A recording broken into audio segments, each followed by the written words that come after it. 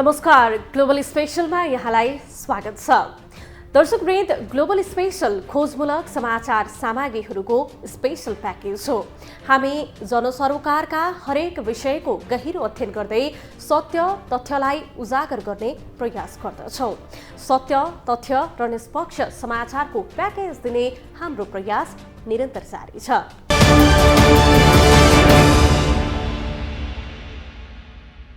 दर्शकवृन्द, कानुन अनुसार रोजगारीका लागि विदेश जानु अघि श्रम स्वीकृति अनिवार्य लिनुपर्छ। तर पछिल्लो समय भिजिट भिसामा वैदेशिक रोजगारीका लागि जाने क्रम बढ्दै गएको छ। वैदेशिक रोजगारीमा प्रक्रिया पूरा गरेर जाँदा समस्या परे सम्बन्धित म्यानपावर कम्पनी र रोजगारदाता जिम्मेवार हुन्छन्। तर भिजिट भिसामा गएर रोजगारी गर्न खोज्नेहरू ठगिए वा अरू कुनै समस्यामा परे भने आफै जिम्मेवार हुन्छन्। भिजिट भिसामा वैदेशिक रोजगारीका लागि जाँदा सहज नहुँदा विभिन्न किसिमका आपराधिक घटना पनि घट्ने गरेका छन्।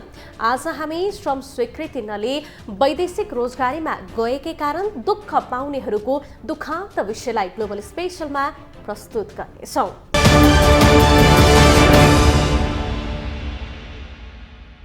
दर्शकवृन्द, विदेश जान सहज नहुँदा भिजिट भिसामा विदेश जानेहरू बढ्दै गएका छन्। तर विदेश जान सहज नहुँदा विभिन्न किसिमका आपराधिक घटना समेत घट्ने गरेका छन्। आफूले गर्ने कामको बारेमा पूर्ण जानकारी नहुने र काममा दक्ष नहुने हुँदा उनीहरू समस्यामा पर्ने गरेका छन्। खास गरी देशभित्र रोजगारी पाउन नसकेका युवा तस्करको प्रलोभनमा परेर विदेश पुगिरहेका हुन्छन्। भिजिट भिसामा युएई, बहराइन लगायत श्रम गन्तव्य देश जानेको संख्या बढ्दै गएको छ।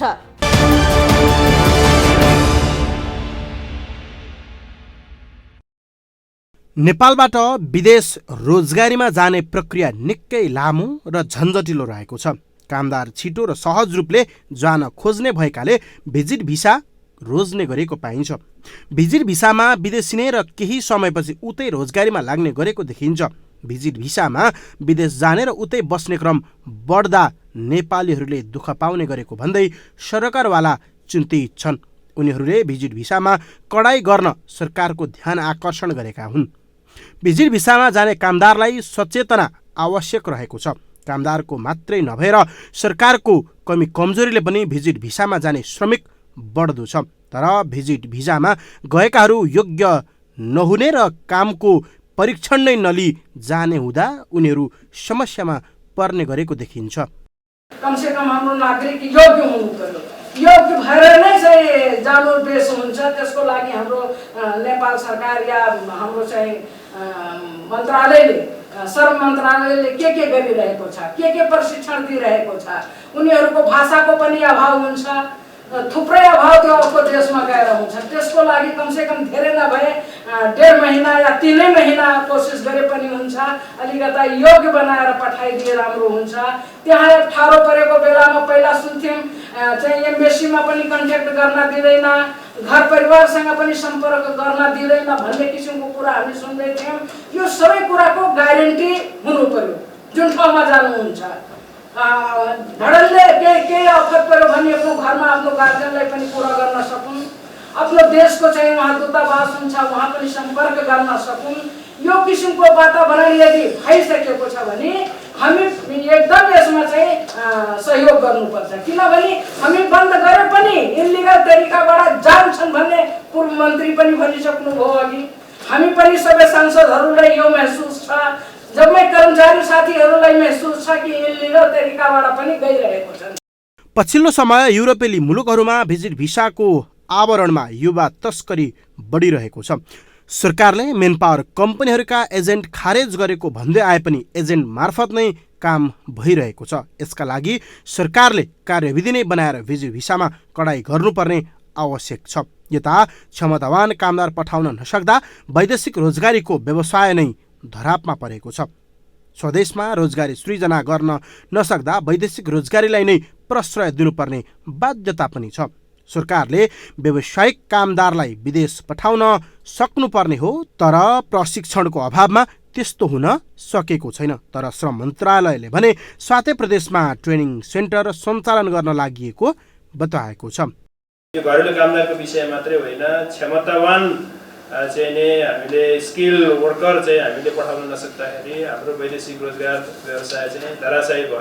अहिले हजुरलाई थाहा छँदैछ, अहिले चाहिँ नि 9 खर्ब चाहिँ विप्रेषण आउने, मैले 7 खर्ब पनि धेरै घटिरहेको छ। यो चाहिँ अहिले चाहिँ नि विदेशी मुद्रा सञ्चित घट्नु, हाम्रो इकोनोमीको चाहिँ नि डाउन साइजिङ हुनुमा चाहिँ यही विप्रेषण नै प्रमुख आधार देखिएको छ। त्यही हिसाबले गर्दाखेरि हामीले स्वदेशमा रोजगारी सिर्जना गर्न नसक्ने हो भने वैदेशिक रोजगारीलाई नै हामीले चाहिँ नि प्रोत्साहित दिनुपर्छ र क्यापेबल मेन पावर चाहिँ हामीले पठाउनु पर्छ, प्रोफेसनल मेन पावर पठाउनुपर्छ। डक्टर, इन्जिनियर तयार गरेर, नर्सहरू तयार गरेर, सिकर्मी, डकर्मी 3 महिना, 6 महिना, 2 महिनाको तालिमहरू दिएर हामीले पठाउनुपर्छ। यहाँ त हजुर कस्तो भयो भन्दाखेरि यहाँ चाहिँ नि हामीले प्लम्बर भनेर चाहिँ नि यसो 2 दिन एउटा कसैले सर्टिफिकेट बनाएर पठाइदिन्छौँ, उहाँ त्यो डिमान्ड गर्ने कम्पनीले प्लम्बरै भनेर वेट गरेर हुन्छ, तर त्यहाँ काम गर्दाखेरि उसले काम गर्न त्यो सक्दैन। त्यसले श्रम स्वीकृति लिएर गएका श्रमिकको मृत्यु वा अङ्गभङ्ग भएमा 7 लाख पाउने र बिरामी भए स्वास्थ्य खर्च बापत राहत पाउँछन्।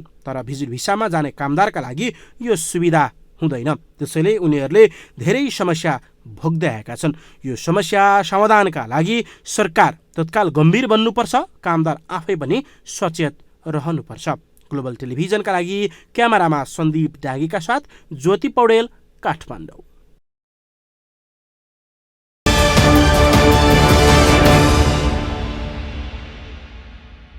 दर्शकवृन्द, कामदार छिटो र सहज रूपले जान खोज्ने भएकाले भिजिट भिसा रोज्ने गरेको पाइन्छ।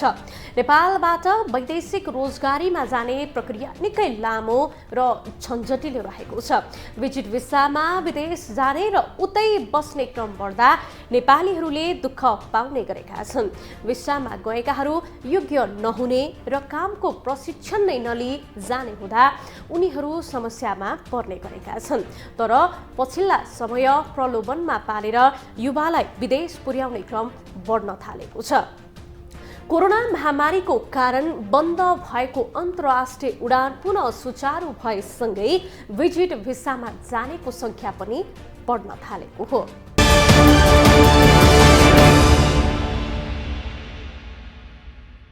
पछिल्लो समय भिजिट भिसामा वैदेशिक रोजगारका लागि जाने क्रम बढ्दो छ। श्रम स्वीकृति नलिई गएकै कारण दुःख पाउनेहरूको संख्या बढिरहेको छ। तैपनि भिजिट भिसामा युएई, बहराइन लगायत श्रम गन्तव्य देश जानेको संख्या कम छैन। वैदेशिक रोजगार व्यवसायी संघले पनि भिजिट भिसामा घुम्न होइन, काम गर्न श्रमिक लगिएको बताएको छ। कानून अनुसार रोजगारीका लागि विदेश जानु अघि श्रम स्वीकृति लिनुपर्छ। वैदेशिक रोजगार कल्याणकारी कोषमा शुल्क तिर्नुपर्छ र अध्यावधिक जीवन बीमा गर्नुपर्छ। यसरी प्रक्रिया पूरा गरेर जाँदा समस्या परे सम्बन्धित मेन पावर कम्पनी र रोजगारदाता जिम्मेवार हुन्छ। तर भिजिट भिसामा गएर रोजगारी गर्न खोज्नेहरू ठगी वा अरू कुनै समस्यामा परे आफै जिम्मेवार हुन्छन्। उनीहरूले सहयोग तथा उदार सुविधा पाउन पनि मुस्किल पर्छ। त्यसैले वैदेशिक रोजगारका जानकार श्रमिकको भिजिट भिसालाई जुवा मान्छन्। निर्देशन एकातिर, मन्त्रालयको भूमिका एकातिर र त्यो काममा लगाउने त्यो पक्ष जुन छ त्यो र जाने पक्षहरूको बिचमा कोअर्डिनेसन नभएको कारणबाट विभिन्न चोर बाटोबाट जाने गरेको यो भिजिट भिसाको नाउँमा वा भिसाको नाउँमा जाने र कानुनी यो व्यवस्थापन राम्रोसँग नभएको कारणबाट नेपाली कामदारहरूले दुःख पाउने अवस्था रहेको मैले महसुस गरेँ। त्यसैले यसलाई यो समितिको निर्देशन र विद्यमान कानुनहरूको बिचमा एउटा तारतम्य मिलाएर हामीले यसलाई सहज ढङ्गले अगाडि कसरी बढाउने ततापट्टि हामी र सरकार सबै पक्ष मिलेर अगाडि सहज गर्नुपर्छ भन्ने मेरो धारणा हो। सहज नगरिदिँदाको अवस्थामा विभिन्न किसिमको अपराधिक घटनाहरू घट्ने गरेको र त्यो नेपालीहरूले दुःख पाउने रहेछ। बरु अहिले यस्तोमा अघि डी साहब र सचिवज्यूले भने जस्तै हामी नेपाली कामदारहरूलाई कुन काममा जाने हो त्यसको पूर्व जानकारी हुनुपर्ने र त्यसको त्यति मात्रै होइन, त्यो विषयमा पोख्त ट्रेनिङको सुविधा वा ट्रेनिङको व्यवस्थापन गरेर स्किल म्यान पावरको रूपमा मात्रै पठाउने व्यवस्था गरौँ। त्यसको लागि कहाँ कानुन संशोधन गर्नुपर्छ, नियम तर्जुमा गर्नुपर्छ, त्यो गरौँ, तर सहज वातावरण बनाऊ।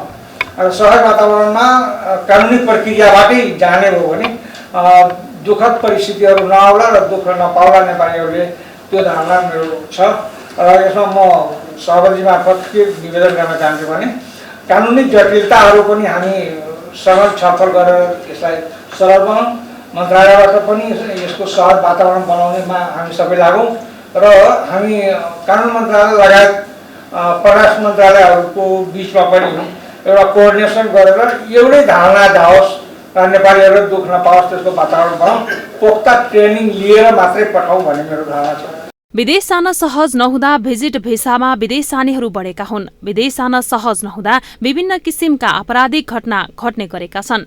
आफूले गर्ने कामको बारेमा पूर्ण जानकारी नहुने र काममा दक्ष नहुने हुँदा उनीहरू समस्यामा परेका हुन्। नेपाली कामदार कुन काममा जाने हो त्यसको पूर्ण जानकारी हुनुपर्ने र त्यो विषयमा तालिमको व्यवस्थापन गरेर स्किल म्यान पावरको रूपमा मात्रै पठाउनु आवश्यक छ। तर पछिल्लो समय प्रलोभनमा पारेर युवालाई विदेश पुर्याउने क्रम बढ्न थालेको छ। कोरोना महामारीका कारण बन्द भएको अन्तर्राष्ट्रिय उडान पुनः सुचारू भएसँगै भिजिट भिसामा जानेको संख्या बढेको छ। खास गरी देशभित्र रोजगारी पाउन नसकेका युवा तस्करको प्रलोभनमा परेर विदेश पुगिरहेका हुन्छन्। केही ट्राभल एजेन्सी र कन्सल्टेन्सीले पनि सामाजिक सञ्जालहरूमा भिजिट भिसाको विज्ञापन गरिरहेका हुन्छन्। खाडी मुलुकहरूको 3 महिने भिसाको शुल्क तोकिएका छन्। कतिपय विज्ञापनमा रोजगारीको ग्यारेन्टी गरिएको छ। भिजिट भिसाको नाममा भइरहेको मानव तस्करी रोक्ने मुख्य जिम्मेवारी त्रिभुवन अन्तर्राष्ट्रिय विमानस्थल स्थित अध्यागमन कार्यालयको हो। तर मानव तस्करहरूले विमानस्थलमा सेटिङ मिलाएको आरोप लाग्दै आएको छ। मान्छे कस्तो छ भने कसैसँग सम्पर्कमा आउँछ, ल विदेश जाने मैले यतिवटा भिसा लिएर आएको छु अथवा ल्याउन सक्छु भनेर भन्ने प्रभाव पार्ने। अब यता सरकारी प्रोसेसबाट जाँदाखेरि अलिकति समय पनि लामो लाग्यो। मलाई लाग्छ उसलाई सहयोग गर्ने मान्छेले पनि छिटोभन्दा छिटो काम सम्पन्न गरिदियो भने आफ्नो प्रतिफल छिटोभन्दा छिटो लिन पाउने भएर पनि कहिलेकाहीँ उनीहरूको मिस चाहिँ इन्टरप्रिटेसनमा हाम्रो नागरिकहरू होइन पर्नु भएको हो कि जस्तो पनि लाग्छ। एउटा त्यो। अर्को एजुकेसन लेभलले पनि गर्छ हेर्नुहोस् है। हुन त हाम्रो साक्षरता दर बढ्दो क्रममा छ, तर पनि अहिले पनि वैदेशिक रोजगारीमा जाने अधिकांश मान्छेहरू हेर्नुभयो भने उहाँहरूको जुन आत्मविश्वासको तह एकदमै कमजोर छ। त्यसकारण उहाँहरूलाई प्रभावित पारेर चाहिँ के अरे वैदेशिक रोजगारीमा जाने वातावरण पनि बनाइन्छ कि जस्तो लाग्छ होइन। विद्यमान कानुनले त्यो खालको चाहिँ व्यवस्था गरेको छ। नीतिगत रूपमा ती कुराहरू छन्, हाम्रा योजनामा ती कुराहरू छन् र यो के भन्छ वैदेशिक रोजगारीमा जानेहरूलाई सचेतनामूलक जुन अवेरनेसका कार्यक्रमहरू पनि सञ्चालन गरेको हुन्छ र उहाँहरूलाई भनेको पनि हुन्छ जस्तो लाग्छ मलाई कि तपाईँ सकेसम्म स्किल डेभलप गरेर जानुहोस्। त्यहाँ गएर चाहिँ सडन कुनै एउटा फिल्डमा आफ्नो स्किल बनाएर जानुभयो भने राम्रो पे पाउनुहुन्छ, सुरक्षित काम गर्न पाउनुहुन्छ र भोलि अप्ठ्यारो पर्दाखेरि कानुनी रूपमा सहायता पनि पाउनुहुन्छ भनेर भनिएको हुन्छ। तर अब त्यो त्यति प्रभावकारी हुन सकेको होइन कि होइन। साँच्चै अब के अरे अध्यागमनबाट जुन प्रस्थान गर्ने मान्छेहरूको जुन सङ्ख्या छ त्यो हेर्दाखेरि अधिकांश मान्छेहरू ठ्याक्कै यसको इम्प्याक्ट भन्छ नि जुन यसको राम्रो नराम्रो पक्षहरू केलाउन सक्ने खालको अवस्थाको पनि सबै हुनुहुन्न होइन। त्यसले गर्दा भनौँ न उहाँहरूलाई किन गइरहनु भएको छ भन्ने प्रश्नमा पहिलो कुरा त यहाँ रोजगारी पनि छैन होला कतिपयको होइन। अनि कतिपय कुरा चाहिँ यसो विदेशतिर जाउँ घुमौँ प्लेन चढेर आउने भन्ने खालको पनि एउटा सामान्य नागरिकको पनि एउटा ड्रिम त हुन्छ नि त, सपना हुन्छ होइन। त्यो मौका आइरहेको छ भने अब हो यस्तो खालको जुन लहैमा पनि मान्छेहरूले निर्णय गरेर जान खोजिरहेको छ र त्यस्तै मान्छे सबैभन्दा जोखिममा परेको अवस्था छ। त्यसमाथि होटल बुकिङ गरेको प्रमाण, दुईतर्फी हवाई टिकट, स्पोन्सरसिप लेटर र $1000 अमेरिकी बोकेकालाई त अध्यागमनले रोक्न पनि सक्दैन। यसरी जानेहरूमाथि शंका लागे अध्यागमनका अधिकारीहरूले सोधपुछ गर्न सक्छन्। यसो गर्दा पनि रोजगारीकै लागि भिजिट भिसामा लैजान लागेकाहरू समातिन सक्ने भए पनि त्यसो नगरेको यस क्षेत्रका जानकारहरू बताउँछन्। रोजगारीका लागि युरोप, अफगानिस्तान लगायत देश छिर्ने ढेरले पनि नेपाली युवा तस्करलाई मोटो रकम बुझाएर युए पुग्ने गरेका छन्। यो क्रम सरकारले रोक्न प्रभावकारी कदम चाल्न जरुरी रहेको छ। ग्लोबल टेलिभिजनका लागि क्यामेरामा सन्दीप डाँगीको साथ ज्योति पौडेल, काठमाडौँ।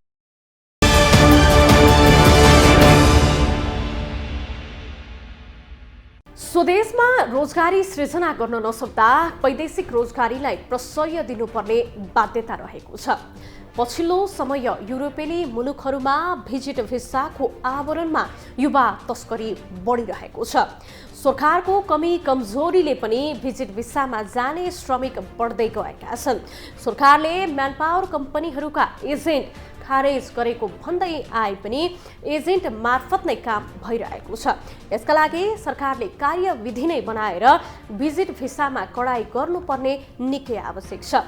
तसर्थ नेपाली कामदार पनि कुन काममा जाने हो र त्यसको पूर्ण जानकारी हुनुपर्ने र त्यो विषयमा तालिमको व्यवस्थापन गरेर स्किल मेनपावरको रूपमा मात्रै पठाउनु निकै आवश्यक छ। हस्त आजको लागि ग्लोबल स्पेशल यति नै। भोलि अर्को विषयको सामग्री लिएर हामी आउने नै छौँ। तबसम्मका लागि तपाईँ ग्लोबल टेलिभिजन सँगै रहनुहोला। नमस्ते।